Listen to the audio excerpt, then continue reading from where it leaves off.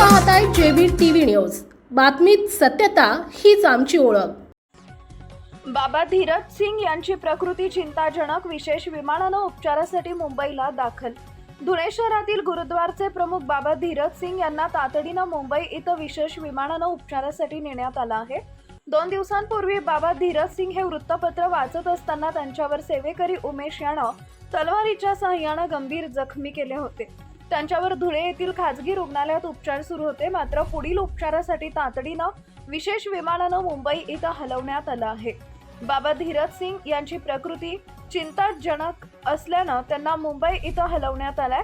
त्यांची प्रकृती लवकर बरी व्हावी यासाठी अनेकांनी प्रार्थना केली आहे। मुख्य संपादक जतीन बोरसे।